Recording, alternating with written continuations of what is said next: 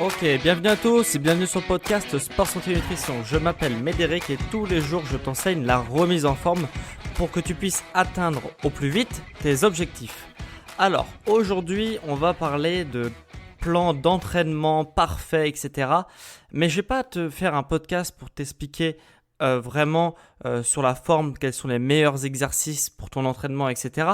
Je veux juste parler de la forme, plutôt de la forme et de plaisir d'entraînement.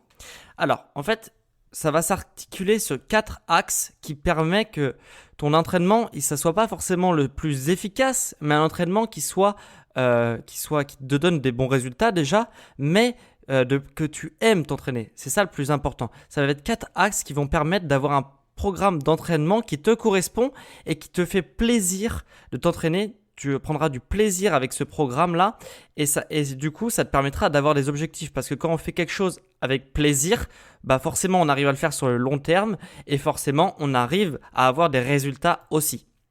Donc le premier axe que je vais t'apporter, c'est vraiment aimer son programme d'entraînement, mais aimer surtout le style de son programme d'entraînement. Parce que moi, je fais un podcast sur la remise en forme en général, mais la remise en forme, c'est très très large.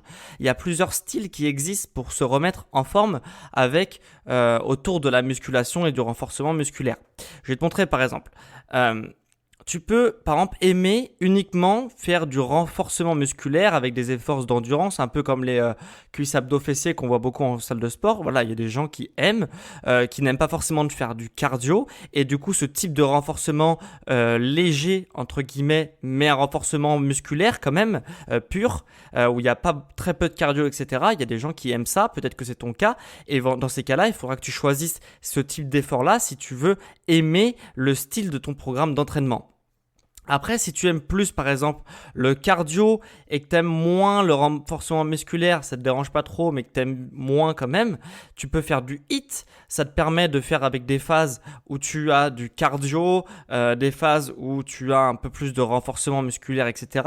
Et de mixer les deux, ça peut être un bon compromis pour te remettre en forme. Après, tu peux aussi aimer le fait que ta masse musculaire se développe assez rapidement. Dans ces cas-là, je te orienterai plus vers la musculation traditionnelle qu'on appelle bodybuilding. Bodybuilding, c'est pas seulement le fait d'être énorme sur des podiums, c'est aussi juste de développer sa masse musculaire et d'organiser son entraînement autour de ça. Moi, par exemple, personnellement, voilà, tu vois, c'est ce que j'ai choisi. J'aime pas trop tout ce qui est cardio. Enfin, j'aime plus trop tout ce qui est cardio parce que j'en ai beaucoup fait étant plus jeune. Et du coup, voilà, ça, c'était un bon compromis. Ça me faisait faire un peu de cardio, quand même, le bodybuilding. Mais ça, du coup, ça développe ma masse musculaire et ça me plus un renforcement musculaire que des exercices cardio. Donc, tu peux t'orienter vers ça si ça te plaît. Et aussi, peut-être que tu aimes aussi aimer développer ta force. Donc, dans ces cas-là, tu vas plus porter des charges lourdes avec une grosse intensité sur des charges lourdes et on appelle ça le powerlifting. Voilà. Donc, tu vois, rien que de la remise en forme, tu vois, on n'a pas tous les mêmes envies, pas tous les mêmes objectifs et pas tous, du coup, on va pas tous choisir le même sport à l'intérieur d'une même activité qui est la remise en forme. Tu vois, il y a du renforcement musculaire pur avec de l'endurance, comme le cuisse abdos fessiers, etc. Même tu peux le faire en léger sur des appareils de musculation. Tu as du HIIT si tu aimes bien le cardio. Tu as de la musculation pure avec de la fonte, ce type bodybuilding pour développer ta masse musculaire. Ou alors, peut-être que tu aimes aussi faire de la force, donc tu vas mettre beaucoup d'intensité sur des charges très lourdes. Voilà, donc du powerlifting, tu vois. Donc on a tous des choses qu'on aime bien. Et clairement, moi, si tu m'obligeais à faire du sport tous les jours en faisant, par exemple, je sais pas moi, du renforcement musculaire type cuisse abdos fessiers tous les jours, bah, j'arriverais pas à m'y tenir, tu vois. J'arriverais pas à faire du sport tous les jours, même si j'adore le sport, j'arriverais pas à faire ce sport-là tous les jours parce que moi, c'est pas ce qui me fait, c'est pas ce qui me fait envie, tu vois. Donc j'arriverais pas à m'y tenir. Donc en fait, il faut vraiment que tu trouves ton style, essaye tous les styles et trouve-toi ton style d'entraînement que tu aimes bien. C'est très important pour avoir des résultats pour le long terme parce que du coup, tu vas aimer aller t'entraîner. Voilà. Le deuxième truc, donc le deuxième axe qui va te permettre de construire ton plan d'entraînement parfait, c'est de prendre en compte ton emploi du temps. Parce que, en fait, en prenant en compte ton emploi du temps, tu vas avoir surtout 3 choses à faire attention. C'est quels objectifs tu as. Si tu as des objectifs très très conséquents, forcément, il faudra que tu aies plus de séances par semaine. Bon, voilà, ça paraît logique, mais si c'est un petit objectif, comme par exemple te vider la tête, etc., c'est pas forcément nécessaire, après à toi de voir, mais c'est pas forcément nécessaire, tu vois, de faire beaucoup de séances par semaine pour être bien dans tes objectifs. Et donc, voilà, ça va adapter ton objectif à ton emploi du temps. Après, il y a aussi la charge d'entraînement. Donc, comme je l'ai dit, plus tu vas mettre de charge d'entraînement, plus du coup tes objectifs seront élevés. Ça peut paraître logique. Et aussi combien de créneaux tu as par semaine. Parce que peut-être que tu as des objectifs élevés. Donc, du coup, tu devrais avoir des charges d'entraînement qui sont aussi élevées. Donc, beaucoup de séances par semaine, mais tu n'as peut-être pas beaucoup de créneaux. Donc, il faut revoir peut-être un peu tes objectifs à la baisse dans un premier temps. Et repousser un peu tes objectifs long terme et te faire des plus petits objectifs parce que tu n'as peut-être pas beaucoup de créneaux par semaine. Et après, c'est comme tout, hein. En fait, on a tous le temps chaque semaine, hein. On a tous 24 heures dans une journée. Mais c'est juste qu'au début, on ne le prend pas. Donc, si tu aimes et que du coup, tu arrives à avoir des objectifs et que tu arrives à avoir des résultats, et du coup, naturellement, tu augmenteras ta charge d'entraînement et du coup, ça permettra d'avoir un plan d'entraînement parfait parce qu'il va exactement correspondre à tes envies. Donc après, il y a aussi la construction de séances. Donc là, par exemple, tu peux avoir des séances qui sont peut-être que tu aimes avoir des séances qui sont longues. Donc c'est-à-dire que quand tu sors de ta séance, tu es complètement rincé, limite rien que de tenir debout, ça tu peux plus, mais tu aimes ça. Voilà, il y a des gens qui aiment ça. Et bien du coup, forcément, tu n'arriveras peut-être pas forcément à faire ça tous les jours, mais tu préfères le faire une grosse séance une fois par semaine et du coup être rincé et comme ça tu te sentiras bien.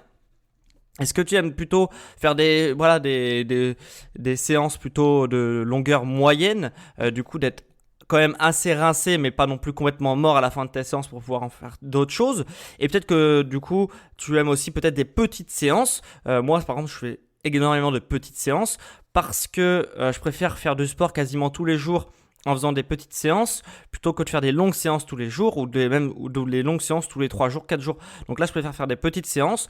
En plus, quand je suis en salle de sport, au début, j'ai la pêche, tu vois. J'adore m'entraîner et puis au bout d'une demi-heure, je commence déjà à me dire bon, voilà, je commence à regarder un peu le chrono et du coup, je fais en moyenne 1 heure de séance, mais voilà, ça reste des petites séances, 1 heure par jour. Voilà, c'est pas très très long et moi c'est ce qui me convient, tu vois. Donc après à toi de voir, tu vois, ce qui te plaît et pour avoir un plan d'entraînement parfait qui te correspond. Et un dernier axe qui va te permettre d'avoir un plan d'entraînement parfait, c'est de faire les bons exercices, parce que déjà, aucun exercice est indispensable. Donc, tu peux, s'il y a un exercice que tu n'aimes pas faire, ne le fais pas. Fais un exercice que tu aimes faire. Et faire d'exercices que tu aimes bien faire, ça va t'apporter déjà une bonne technique. Parce que quand on a un exercice qu'on aime bien être performant dessus. Donc, du coup, tu vas améliorer ta technique. Donc, du coup, tu vas préserver ton risque de blessure. Parce que plus tu as une technique parfaite, plus ton geste sera bon, moins tu te blesseras. Et aussi avoir des bonnes sensations, parce que on n'a pas tous les mêmes sensations sur les mouvements. Par exemple, moi, sur les exercices d'épaule, j'ai énormément de mal à ressentir mes épaules.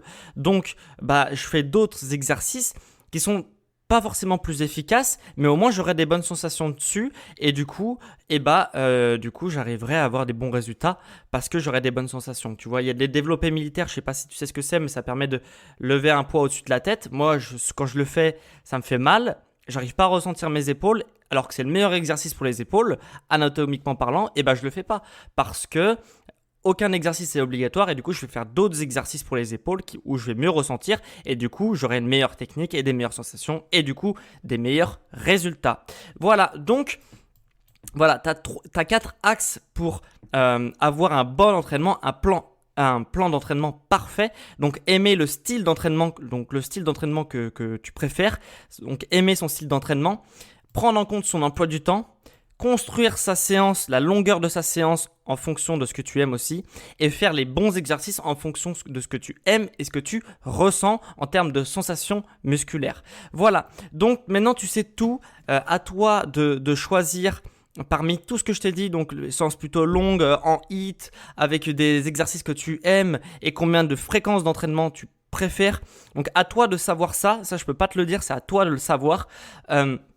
Voilà, donc moi ce que je te propose, c'est pour savoir ça, pour construire ton plan d'entraînement parfait, je te propose la mind map, donc la carte mentale de cette émission que je viens de faire, donc récapitulative. Ça va te permettre de choisir, en fait, à chaque fois tu as des choix et tu pourras choisir quel type de séance tu préfères et pour construire ton plan d'entraînement parfait. Donc si tu veux récupérer cette mind map, tu cliques en description du podcast. Donc en description du podcast, tu auras un lien, tu cliques dessus. Ou alors tu tapes sport, santé, nutrition sur Google. Tu vas dans l'onglet podcast et tu auras tous les PDF qui seront disponibles que je fais quasiment à chaque émission. J'essaie de faire au moins un PDF. Donc voilà, télécharge-les. Télécharge celui-là si tu veux faire ton plan d'entraînement parfait pour aimer t'entraîner et prendre du plaisir durant ton entraînement. Quant à moi, du coup, on se retrouve demain. Je vous dis à demain pour un nouvel épisode sur le sport, la santé et la nutrition. Donc abonne-toi pour ne pas manquer le prochain épisode sur la remise en forme. Ciao les amis!